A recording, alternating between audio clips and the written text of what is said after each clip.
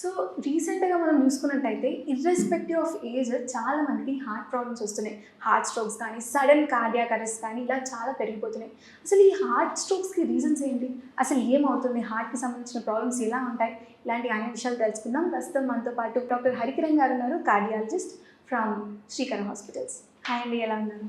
నమస్తే అండి. So regarding these things అంటే జనరల్గా అందరికి కూడా ఇదే క్వశ్చన్ వస్తుంది. ఒకటి ఫస్ట్ థింగ్ ఈజ్ ఈ మధ్య ఇలా యంగ్ పేషెంట్స్లో హార్ట్ అటాక్స్ ఎక్కువ అయ్యాయి అనేది ఒక 50% ట్రూ. ఒక 50% due to either social media awareness అనుకోవచ్చు, లేదా ఈ పబ్లిక్లో ఉన్న స్కేర్. అంటే ఒకసారి ఎప్పుడైతే ఈ కోవిడ్ వచ్చి అందరినీ భయపెట్టి వెళ్ళిందో జనాలంతా ఏమైపోయారు అంటే, ఇంతకుముందు అదే న్యూస్ ఒక పక్కన వీధిలో ఎవరైనా ఒక 35 years అతను సడన్గా కుప్పకూలిపోయాడు అంటే ఓకేలే అదేదో అయి ఉంటుంది అని వదిలేసేవాళ్ళు. ఇప్పుడు ఏమైంది అంటే, ఎప్పుడైతే ఈ 1-2 years Covid first and second waves చూసిన తర్వాత దాన్ని ఒక సీరియస్గా తీసుకోవడం స్టార్ట్ చేశారు.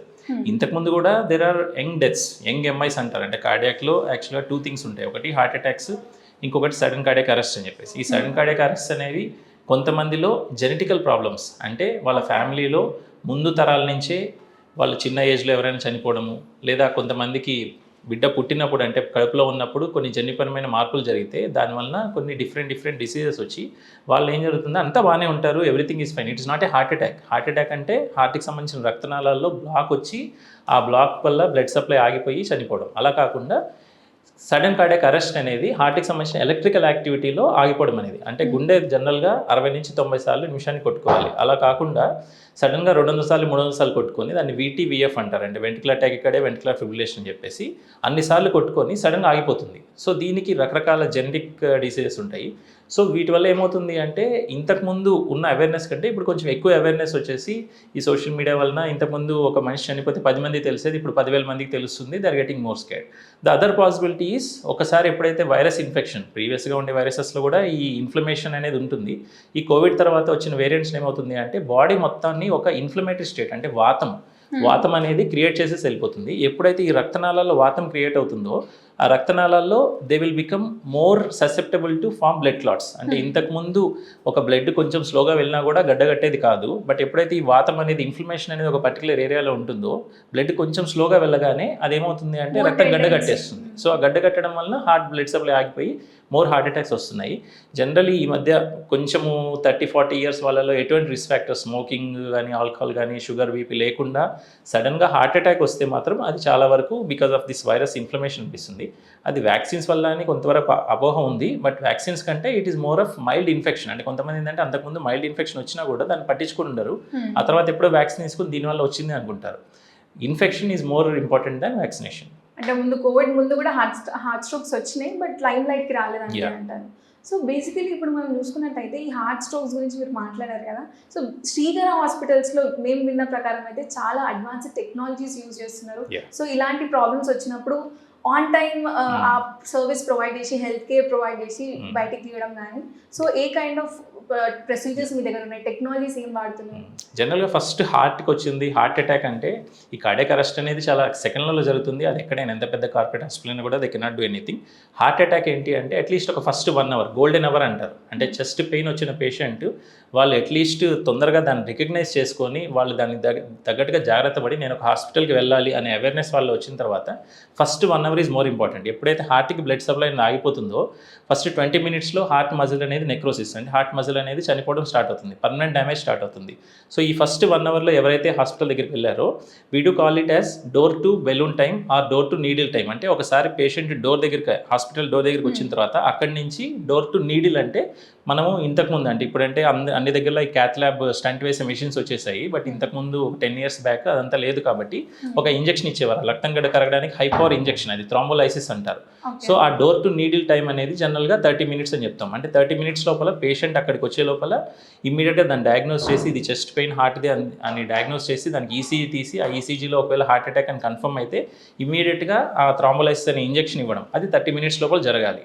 అండ్ ఇప్పుడు లేటెస్ట్గా అందరి దగ్గర ఈ క్యాత్ ల్యాబ్ అనేది హార్ట్కి స్టంట్ వేసే మెషిన్స్ వచ్చేసాయి కాబట్టి డోర్ టు బెలూన్ టైం అంటారు. అంటే ఒకసారి డోర్ దగ్గర పేషెంట్ వచ్చిన తర్వాత అక్కడి నుంచి ఇమీడియట్గా ఇది హార్ట్ అటాక్ అని డయాగ్నోస్ చేసి అతన్ని క్యాత్ ల్యాబ్ అనే ఆపరేషన్ థియేటర్లోకి తీసుకెళ్ళి చేతి నుంచి కానీ కాళ్ళ నుంచి కానీ ఒక పైప్ లాంటిది పంపించి యాంజియోగ్రామ్ అనేది చేసి ఈ యాంజియోగ్రామ్లో బ్లాక్ అనేది తెలుసుకున్న తర్వాత ఒక బెలూన్తో పంపించి ఆ బ్లాక్ని క్లియర్ చేసే టైం. సో ఇదంతా జరిగితేనే ఫైనల్గా పేషెంట్కి సిమ్టమ్స్ అనేది రిలీవ్ అవుతుంది.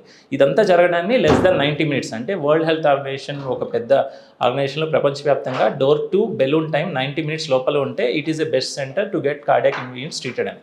So we are doing it within less than 90 minutes, అంటే ఇంకా కొన్నిసార్లు ఒక్కొక్కసారి 60 minutes లోపలే చేస్తున్నాము. So that is the most important time. We have everything, and patient వచ్చిన టైం నుంచి బెలూన్ టైం లోపల we are doing it less than 60 minutes also. So అంటే లైక్ ఇప్పుడు మీరు అన్నారు కదా విత్ ఇన్ 60 minutesలోనే ఈ ప్రొసీజర్ అంతా జరగాలి అని. So this involves lot of team efforts కానీ ఎవ్రీథింగ్ అని. సో ఇందులో బేసిక్గా how is work experience and patients to the customers కూడా how is it? So team is like, నేను ఒక డాక్టర్గా నేను ఆ స్టంట్ వేయడం కానీ ఆ బెలూన్స్ పంపించడం చేస్తుంటాను. I have one more assistant, cath lab sister అని. మామూలు రెగ్యులర్ సిస్టర్స్ కాకుండా, నర్సెస్ కాకుండా, క్యాత్ ల్యాబ్లో అంటే హార్ట్కి సంబంధించిన స్టంట్ వేసే మెషిన్లో ట్రైన్డ్ సిస్టర్స్ ఉంటారు. వాళ్ళు 24/7 అవైలబుల్ ఉంటారు. And the other one is ఆ మెషిన్ని ఆపరేట్ చేసే వాళ్ళు కూడా more important. They are call cath lab technician. So ఆ టెక్నీషియన్ కూడా 24 hours అవైలబుల్ ఉండాలి. ఎప్పుడైనా ఈ ముగ్గురు కలిసి ఉంటేనే ఒక స్టంట్ వేయడం అనేది జరుగుతుంది. ఒక సర్జరీ చేయాలంటే ఓన్లీ డాక్టర్ ఉంటే చాలు చేసుకోవచ్చు, వాళ్ళకి కూడా కొంతమంది అసిస్టెంట్స్ కావాలి. బట్ క్యాత్ ల్యాబ్లో స్పెసిఫిక్గా ఈ ట్రైన్డ్ వాళ్ళు ఉండాలి. So any cath lab should be equipped with all these 3 people who are available round the clock 24/7. So Srikar hospitals particular ఇక్కడ మాకున్న అడ్వాంటేజ్ ఏంటి అంటే we all stay together in the nearby, just ఒక within 1 to 2 kilometers రేడియస్లో ఉన్నాము. So ఒకసారి patient వచ్చింది అంటే we have WhatsApp group and everything. ఇమీడియట్గా గ్రూప్లో పెట్టేస్తారు, మాకు అలామ్స్ వచ్చేస్తాయి. అలామ్స్ వచ్చేగానే బై ద టైం పేషెంట్కి ఇది హార్ట్ అటాక్ అని ఇక్కడ ఉండి డ్యూటీ డాక్టర్ ఒకవేళ మిడ్ నైట్లో వస్తే, డే టైంలో వస్తే we're here, duty doctor night టైంలో ఇది హార్ట్ అటాక్ అండి మీరు దీనికి ప్రిపేర్ అయ్యి ఉండాలని చెప్పే లోపల మేము we come here and we prepare the lab and we have everything equipped. So ఆ బెలూన్స్ ఓపెన్ చేయడము చేసేయడం అనేది with in 60 minutes we can do, and that is the life saving procedure. ఎప్పుడైతే టైం దాటిపోతుంది, ఇంకేదైనా మేజర్ సర్జరీ ఒకవేళ మామూలు surgery అయితే బ్లీడింగ్ కొంచెం ఎక్కువ అవుతుంది, ఇంకొక ప్యాకెట్ ఎక్కువ బ్లడ్ ఇచ్చుకోవచ్చు. హార్ట్ అనేది లైఫ్ పోతుంది. So that is what we're doing here. So last 2-3 yearsలో ఇక్కడ వరకు వచ్చిన ఏ ప్రైమరీ కేసు కూడా మనం మ్యాక్సిమం 1.5 hour లోపల మనం చేసేసాం. That is the best thing అండి. అంటే హార్ట్కి రిలేటెడ్ ఆ 60 minutes ఎంత ఇంపార్టెంటో మీరు ఇప్పుడు చెప్పారు, and that is more important to any hospital అని చెప్పొచ్చు. సో ఇప్పుడు మీరు కార్డియాక్ అరెస్ట్ గురించి మాట్లాడినప్పుడు రీసెంట్గా మనం చూస్తుంది ఏంటంటే యాంగ్జైటీ, స్ట్రెస్, వీటి వల్ల కూడా ఫ్యూచర్లో ఫర్దర్లో హార్ట్ రిలేటెడ్ ఏమైనా ప్రాబ్లమ్స్ వచ్చే ఛాన్సెస్ ఉన్నాయి? సో జనరల్గా కార్డియాక్కి రిస్క్ ఫ్యాక్టర్స్ అనేవి 2 రకాలుగా చెప్తుంటాం. Modifiable risk factors, non modifiable. అంటే నాన్ మాడిఫైబుల్ అంటే ఇంకా మనం దాన్ని మార్చలేనివి. సో జనరల్గా ఏంటి అంటే వంశపారంపర్యంగా వచ్చినవి, లేదా ఒక జనరల్గా ఒక 60 years లోపల వాళ్ళకి ఫిమేల్స్లో కొంచెం ఎక్కువ టెండెన్సీ ఉంటుంది అంటారు. సో అది మనం జెండర్ అనేది చేంజ్ చేయలేము, ఒక ఏజ్ ప్రకారం వచ్చిందని చేంజ్ చేయలేము.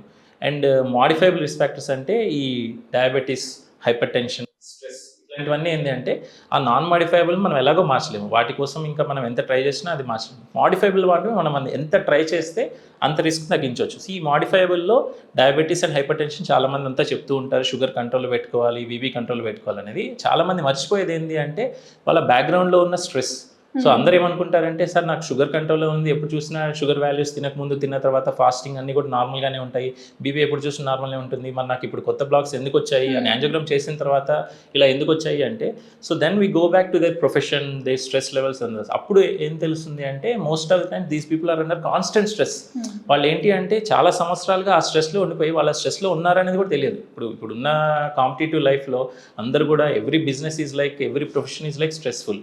సో వాళ్ళు రోజు ఆ స్ట్రెస్కి అలవాటుపోయి వాళ్ళే అనుకుంటారు నాకేం స్ట్రెస్ ఉంది, నేను ఇదే కదా చేస్తాను. So they are acclimatize to that life style. సో ఆ లైఫ్ స్టైల్లో బ్యాక్గ్రౌండ్ స్ట్రెస్ ఒక్కటే స్ట్రెస్ ఒక రోజు రావడం కంటే ఒక లో లెవెల్ ఆఫ్ స్ట్రెస్ 10 సంవత్సరాలు ఉంటే that will make a lot of damage. So అలాంటి స్ట్రెస్ ఉండడం వల్ల ఏమవుతుంది అంటే జనాలు బాగా దానికి అలవాటు పడిపోయి మాకేం లేదు అని చెప్పేసి చెకప్స్ కూడా చేయించుకోవట్లేదు. జనరల్గా ఏంటి అంటే రెగ్యులర్ చెకప్స్కి వెళ్తూ ఉంటే అనుకోకుండా అట్లీస్ట్ ఒక లో స్టేజ్లో ఉన్నప్పుడే మనం గుర్తుపట్టగలం. అది ఎప్పుడో మనకి బయటపడినప్పుడు మాత్రమే డాక్టర్ దగ్గరికి వెళ్తే ఆబ్వియస్గా ఆ టైంలో డ్యామేజ్ని ప్రివెంట్ చేసే మెజర్స్ చాలా తక్కువ ఉంటాయి. So this background stress is more important. So one more doubt related to ఈ హార్ట్ అంటే హార్ట్ అటాక్స్ కానీ కార్డియాక్ అరెస్ట్ ఏంటంటే లైక్ ఒకసారి వచ్చినాక స్టంట్ వేసినాక మళ్ళీ వస్తుంది, మళ్ళీ రిపీట్ అవుతుంది అని చాలామంది అంటారు. సో దానికి ఏం చేయాలి అంటే ఏం బెటర్ ఆప్షన్స్ ఉంటాయి? సో జనరలీ ఎప్పుడైనా సరే ఒక హార్ట్ అటాక్ అనేది వచ్చింది అంటే గుండెకి సంబంధించిన రక్తనాళాల్లో బ్లడ్ క్లాట్ అయింది అని. సో ఒకసారి మనిషికి బ్లడ్ క్లాట్ అయింది అంటే లైఫ్లో వాళ్ళకి ఎప్పుడైనా సరే బ్లడ్ మళ్ళీ క్లాట్ అయ్యే ఛాన్స్ ఉంటుంది. సో అలాంటప్పుడు ఏం చేయాలి అంటే జనరల్గా ఏ పేషెంట్కైనా ఒకసారి స్టంట్ వేసినప్పుడు life long blood thinners, Ecosprin అని, క్లోబిడోగ్రల్ అని కొన్ని బ్లడ్ థిన్నర్స్ ఉంటాయి. అవి లైఫ్ లాంగ్ కంటిన్యూ చేయాలి. ఫస్ట్ 1 ఇయర్లో వెరీ హై డోసెస్ యూజ్ చేయాలి, తర్వాత కొంచెం లో doses. But still they should be on life long blood thinners. ఎవరైతే ఈ బ్లడ్ థిన్నర్స్ ఆపేయడము లేదా కొలెస్ట్రాల్ మెడిసిన్స్ ఆపేయడం చేస్తారో, లేదా కొంతమంది ఇదంతా జరిగిన తర్వాత కూడా they don't realise the importance of quitting smoking, quitting alcohol. So ఎవరైతే ఆ స్మోకింగ్ ఇంకా కంటిన్యూ చేస్తూ ఉంటారో, ఎవరైతే బీపీ షుగర్ని కంట్రోల్ పెట్టుకోరో వాళ్ళల్లో there is definitely a chance of restenosis, అంటే మళ్ళీ బ్లాక్స్ ఎయిదర్ స్టంట్ వేసిన చోట్ల రావచ్చు, లేదా వేరే దగ్గర ఈ రోజు చేసినప్పుడు యాంజియోగ్రామ్ నార్మల్ ఉంది, మళ్ళీ 5 years తర్వాత ఆ నార్మల్ ఉన్న ప్లేస్లో కూడా బ్లాక్స్ అయ్యే ఛాన్స్ ఉంటాయి. సో బ్లడ్ థిన్నర్స్ రెగ్యులర్గా వాడాలి, కొలెస్ట్రాల్ మెడికేషన్స్ రెగ్యులర్ వాడాలి, స్మోకింగ్ ఆల్కహాల్ లాంటివి కంట్రోల్ చేసుకోవాలి, బీపీ షుగర్ని కంట్రోల్ పెట్టుకోవాలి. ఇవన్నీ చేసుకుంటే మళ్ళీ ఫ్యూచర్లో మళ్ళీ రీబ్లాక్స్ వచ్చే అవకాశాలు చాలా తక్కువగా ఉంటాయి. సో ఆ టెండెన్సీ ఏదైతే ఉందో అంటే అది ఫస్ట్ అర్థం చేసుకోవాలి, దట్ మళ్ళీ వచ్చే ఛాన్స్ ఉంటుంది కాబట్టి కేర్ తీసుకోవడం మంచిది అంటారు. It was really nice talking to doctor. Thank you so much, చాలా మంచి ఇన్ఫర్మేషన్ ఇచ్చారు. సో చూసారు కదా, హార్ట్కి సంబంధించి మనం ఎంత కేర్ తీసుకుంటే అంత మంచిది. సో గోల్డెన్ అవర్, సార్ చెప్పినట్టు గోల్డెన్ అవర్లో మనం హాస్పిటల్స్కి అప్రోచ్ అయితే ఏ ప్రాబ్లమ్కైనా సొల్యూషన్ దొరుకుతుంది. సో మీకు కూడా హార్ట్కి సంబంధించిన ఏమైనా ప్రాబ్లమ్స్ ఉంటే you can directly come to Srikara hospitals. Hi hello namaste, this is Swapnika Valmiki, welcome to NTV. Present నేను పీర్చాదిగూడ శ్రీకర హాస్పిటల్ దగ్గర ఉన్నాను. సో నాతో పాటు డాక్టర్ సచిన్ భట్కర్ గారు ఉన్నారు. So he is senior consultant cardiologist. తనని అడిగి గుండెకి సంబంధించిన సమస్యల గురించి, అలాగే హార్ట్ అటాక్ ఎందుకు వస్తుంది, వీటన్నింటి గురించి అడిగి తెలుసుకుందాం. Hi sir, how are you అండి? So first of all, heart attacks అనేది ఈ మధ్యకాలంలో రీసెంట్ టైమ్స్లో ఎక్కువగా వస్తున్నాయి. సో వై, ఎందుకు వస్తున్నాయి, అలాగే సిమ్టమ్స్ ఏ విధంగా ఉంటాయి? Actually, recently we all have bad lifestyles, unhealthy foods, then addictions like mainly smoking, tobacco. Then many of us having sedentary lifestyle, no exercise and all. Most of us will be having night duties, work stress, competitive all work life and all. So most of us having a stressful life. Apart of that, we are having like diet is not good properly, outside diet, all oily fried items and all. So it is causing to increase of heart attacks in young people also. So and other risk factors also like BP, sugar, cholesterol. Then after COVID also we are seeing many patients having heart attacks because of some, we need to do investigations and studies for that also. But mainly the lifestyle is not a proper, and diet is not a proper. So that is causing more increase in heart attack in recent year. But heart attack రాకుండా ఎలాంటి precautions తీసుకోవాలంటారు? Precaution mainly means after 30 age, yearly once we should do our basic blood test. Like we should check our BP, sugar, cholesterol, and if anyone in our family is having heart problem, we should be more precautious. If any symptoms like any chest pain or breathing problem or any giddiness, we should consult the doctor, get at least ECG, at least minimal simple ECG. It will give the idea. And then we should keep away from the smoking and bad tobacco and things like that. And proper, we should avoid this oily fried items. Non-veg we should decrease. That is a main important thing. మనకు హార్ట్లో blocks వస్తూ ఉంటాయి. So when blocks వచ్చినప్పుడు, so high pass surgery is more important or any other surgeries is recommended to doctor? If any patient is having first chest pain, then we will do the ECG, and there are some tests like 2D echo. Then we will get idea whether patient will need angiogram or not. If patient needs angiogram, then we will go ahead with angiogram. Angiogram is just a test to check the blocks. If blocks are usually above 70% and in major artery, we will advise them to do the stent. We will open that blocks with the stent. There are some patients will have multiple blocks and in the main artery, then we will advise for a bypass. First of all, what is the block sir? So why it's come? This is a heart. It will supply blood to the other part of the body, but heart also requires blood. Okay, so these are the small blood vessels which will supply the blood to the heart. Okay, because of that also, yeah.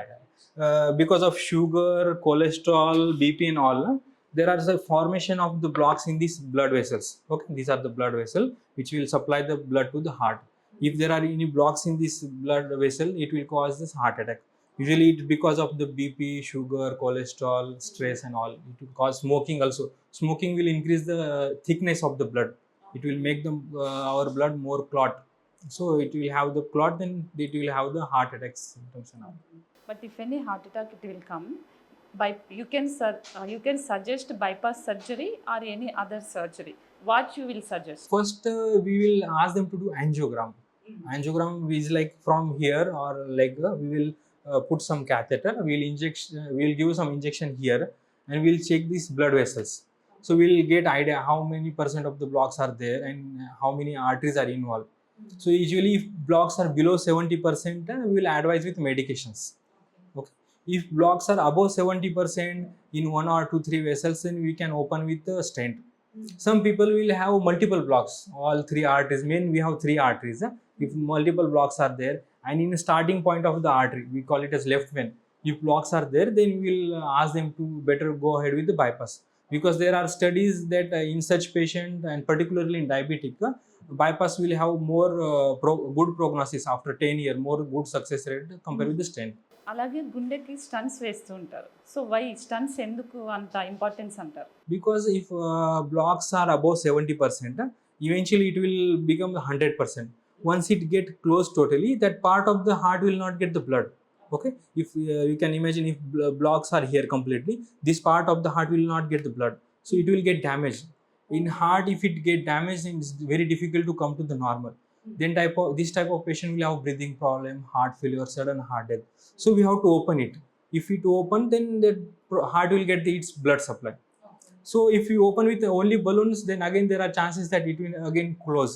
So stent are like nothing but the metal. These are like this stents are like this metal part.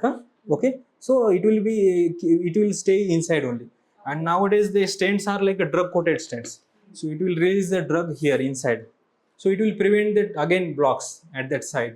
In Srikara hospitals, what was the technology, latest technology for heart surgeries or heart golden hours also is very annoying nowadays. So what was that, sir? Technologies are everything. In Srikara, we are having 24/7 primary angioplasty program also. So if any patient comes with a chest pain even at midnight, 1 o'clock, if he is having heart attack, we will come immediately and we will do angiogram, and in same setting we will open with the stent. So we have advanced techniques with all stents, with all good company stents, drug coated stent, and everything, all facility for cardiac we have everything. But recent టైమ్స్లో ఇప్పుడు మామూలుగా knee replacement ఇలాంటివన్నీ జరిగేవి, ఇప్పుడు heart replacement కూడా జరుగుతుంది. So దీని గురించి ఏం చెప్తారు? Heart replacement, actually those patient who is having low pumping, heart pumping, and it's not coming to the normal after tablets also. If patient is having recurrent breathing problem and all, for that patient we will advise for heart transplant for such patient. But most of the patient after stent and all, most of the patient heart pumping will come to the normal, even not immediately, but after like starting some tablets. There are now new era is a new tablets, new technologies there. After starting these 3-4 tablets are there, we call it as 4 pillars of the usually after 1 year people are getting normal heart pumping. Which type of machines are using in Srikara hospitals? From starting we have 2D echo machines to check the pumping and all. Then we will shift to angiogram. Then we have angiogram good machine, okay, a new machine. And in that also, if any blocks are there, we can open with the stent also there, and temporary pacemaker, everything we have. If any medicines for heart attack రాకుండా ఉండటానికి any medicine you can suggest, sir? If any patient, particularly those are having high risk, like sugar is there, BP is there, if anyone in family is having heart problem, patient particularly smoker, if they have chest pain, profuse sweating, giddiness, they can take one aspirin 325, okay, and they can immediately come to the hospital. The aspirin will make that clot to melt, okay, so it will give some relief, but you should come to the hospital. Then we will take ECG and it will give some time from home to the hospital. Why Srikara hospital అంటే పేషెంట్స్కి ఏం చెప్తారు sir? ఒకవేళ ఇక్కడ రావాలి అంటే maybe ఇక్కడ highly technology use చేస్తున్నారా, లేకపోతే ట్రీట్మెంట్ పరంగా ఇంకా ఏదైనా ఇక్కడ ప్రికాషన్స్ తీసుకుంటున్నారా? So what you say? First, we have 24/7 cardiac facility here. At any time we can come, and if any emergency is there, we will do angiography, angioplasty. And we have advanced technology for all, and stents also, advanced stent, branded company stents are there, and that will have more impact for the good result. Until now all patient had good result. Are you doing any heart replacement or transplantation? You did anything, sir? No, like I am interventional cardiologist, so we'll main focus on the angiography is angioplasty. For transplant, there is a different department, the cardiothoracic department, like bypass doctors. They will do this transplant and all. Thank you sir, thank you so much. That was doctor Sachin Bhatkar గారు. So ఎవరికైనా హార్ట్కి సంబంధించిన problems ఏమైనా ఉన్నా కూడా, so అలాగే ఈ మధ్య కాలంలో నీ రీప్లేస్మెంట్సే కాకుండా హార్ట్ ట్రాన్స్ప్లాంటేషన్స్ కూడా ఎక్కువగా జరుగుతున్నాయి. సో గోల్డెన్ అవర్ అనేది చాలా చాలా ఇంపార్టెంట్. సో చిన్నగా గుండెలో ఏదైనా నొప్పి వచ్చినా కూడా ఖచ్చితంగా వెళ్ళి డాక్టర్ని కన్సల్ట్ అవ్వండి. సో పీర్జాదిగూడలో శ్రీకర హాస్పిటల్ అనేది, సో దీనికి హైలీ ఎగ్జామినేషన్ చేసిన తర్వాతనే ట్రీట్మెంట్స్ ఇస్తూ ఉన్నారు కాబట్టి చాలా యూస్ఫుల్ అవుతుంది ఈ హాస్పిటల్కి వస్తే. కాబట్టి ఖచ్చితంగా ఇక్కడికి వచ్చి కన్సల్ట్ అవ్వండి. ప్రజెంట్ నేను ఆర్టీసీ ఎక్స్టోర్స్ దగ్గర శ్రీకర హాస్పిటల్లో ఉన్నాను. నాతో పాటు డాక్టర్ సాకేత్ గారు ఉన్నారు, తను కార్డియాలజిస్ట్. సో ఈ మధ్య కాలంలో చాలా మందికి గుండెకి సంబంధించిన సమస్యలు వస్తూ ఉన్నాయి. సో దానికి సంబంధించి శ్రీకర హాస్పిటల్లో ఎలాంటి ట్రీట్మెంట్స్ ఉన్నాయి, వీటన్నింటి గురించి కూడా అడిగి తెలుసుకుందాం. Hi sir. హాయ్, నమస్తే మేడం. All good madam. అంటే ప్రెసెంట్ చాలా మందికి చిన్న వయసులోనే గుండెకి సంబంధించిన సమస్యలు వస్తూ ఉన్నాయి. సో కార్డియాక్ అటాక్ అనేది జరుగుతుంది. సో దీనికి సంబంధించి ఏం చెప్తారు sir? These days we have been encountering a lot number of young people succumbing to cardiac issues. One of the major reasons being aggressive physical exercises which they pursue in the gyms without being pre-checked by their physicians or cardiologists. I would advise in that case, before pursuing any vigorous physical activity, get your hearts checked by your physicians, get a basic ECG, 2D echo and lipid profiles and various other tests done, especially if you have a family history of sudden cardiac death or family history of premature coronary artery disease, which says heart coronary artery problems in a female, say your mother in less than 60 years of age and father less than 55 years of age. That means premature coronary artery disease in the family is running. If at all this is the case, please be conscious and vigilant. Get yourself checked. Right at the age of 30, you should start checking your lipid profiles. Try to maintain your LDL cholesterol levels below 75 as per the Indian guidelines. Have a regular routine like yoga, physical fitness. Obviously exercises should be graded. You can do more of cardio and should be supervised, should not be very vigorous and not only be muscle building. Second thing comes to diet, which is one of the major factors. These days we all have been tuned to eating pizzas, pastas and adulterated food. So be conscious about your diet. Try to have more of green leafy vegetables. Try to avoid oily stuff. Try to avoid or reduce down in your diet the amount of red meat consumption. That accounts for a whole lot of bad cholesterol junk which adds to your diet and causes many cardiac issues. Yeah sir, but మీరు ఇప్పుడు చెప్పారు only diet ప్రకారంగానే ఫుడ్కి సంబంధించి అన్నారు, కానీ చాలామంది healthy food తింటున్న వాళ్ళు కూడా ఇట్లా గుండెకి సంబంధించిన సమస్యలు వస్తున్నాయి, కార్డియో అటాక్ అయ్యే పరిస్థితి వచ్చింది. సో దీనికి ఏం చెప్తారు? So we have a few more non-conventional cardiac risk factors. These have been conventional. See, obesity, diabetes, hypertension, cholesterol. We have been reading about it and listening since our childhood. These are the factors which cause heart problems. Keep these factors under control. There are some unidentified factors which we don't have enough data or which cannot be objectively accounted. One is stress, being a very common factor which nobody can account or quantify. So stress, if you ask me how do you define stress, I would say it's a matter of perception basically. How you take things, how light things can be is a matter of your perception. So one of the main reasons the younger generation having cardiac issues is a lot of stress in this competitive world without a good routine, a healthy routine. So basically they don't sleep much at the night. An adequate 8 hours sleep is very important, and that 8 hours should not be from 12 to 8, it should be from 10 to 6. That would be a preferable routine. Your hormones, your sleep physiology is being programmed that way, that keeps you healthy with respect to your heart as well. So stress is one of the major factors. How to combat stress? Again we come to square one, saying practice yoga, practice medication, have a balanced healthy diet. And now coming to genetics, one more important factor which remains elusive is how much does genetics contribute to the occurrence of cardiac events and sudden cardiac death. So a huge number of patients, we nowadays we have genetic panels, gene panels available where we can get some panel tests and get to know whether they have some high risk genes which can cause sudden cardiac death or which can cause early cardiac issues at younger age. So these are the other factors which contribute to lot number of young cardiac deaths. ఇలాంటి cardiac attack అనేది ఒక 3 times అయితే చనిపోయే chances కూడా చాలా ఉంటాయి అని అంటారు. బట్ ఫస్ట్ టైం వచ్చినప్పుడు, సెకండ్ టైం ఇలాంటి గుండెకి సంబంధించిన పెయిన్స్ వచ్చినప్పుడు తెలియదు చాలా మందికి. సో ఈ సిమ్టమ్స్ ఏమైనా ఉంటాయా సార్? అంటే మీకు ఫ్యూచర్లో రిస్క్ ఫ్యాక్టర్ ఎక్కువగా ఉంటుంది అని ఏమైనా తెలిసే అవకాశం ఉంటుందా? So basically, the basic cardiac symptoms which we need to keep in account and report to your nearest physician or cardiologist are: one is chest pain. Chest pain may be more on exertion, maybe at rest also. When the chest pain is accompanied by sweating, palpitations or shortness of breath, that goes more towards in favor of cardiac issues. There might be lung issues or gastric issues or muscular issues involved for that pain, but the dictum says rule out the dangerous cause most. If you notice any of these symptoms, please go to your nearest physician, get an ECG done, get it checked.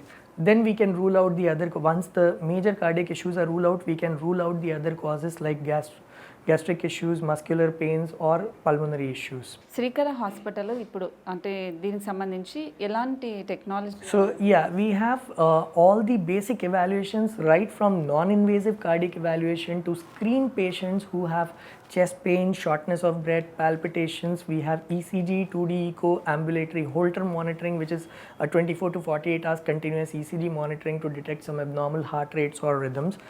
Coming to the invasive part, once a patient has significant changes in the ECG echo, we have an advanced, well-equipped cath lab machine where we can do angiograms, and in case needed, we can also do emergency angioplasties. We do pacemakers here for people who have slower heartbeats or who have heart blocks. Yeah అండి. So ఏదైనా చిన్న సమస్య అంటే గుండెకి సంబంధించి chest pain ఏదైనా ఉన్నా కూడా ఖచ్చితంగా ఈసీజీ టెస్ట్ చేయించుకోవాలని డాక్టర్ గారు చెప్తూ ఉన్నారు. సో అలాగే శ్రీకర హాస్పిటల్లో గుండెకి సంబంధించి ఏదైనా ప్రాబ్లమ్స్ ఉన్నా ఇక్కడ హైలీ అప్డేటెడ్ టెక్నాలజీ అనేది యూజ్ చేస్తున్నారు కాబట్టి ఖచ్చితంగా ఆర్టీసీ ఎక్స్ రోడ్లో ఉన్న శ్రీకర హాస్పిటల్ని కన్సల్ట్ అవ్వండి. సో మీకు ఏ సమస్య కార్డియాక్ అనే కాకుండా ఇంతకుముందు చెప్పిన విధంగా ఏ సమస్య ఉన్నా కూడా ఖచ్చితంగా శ్రీకర హాస్పిటల్ని సంప్రదించండి.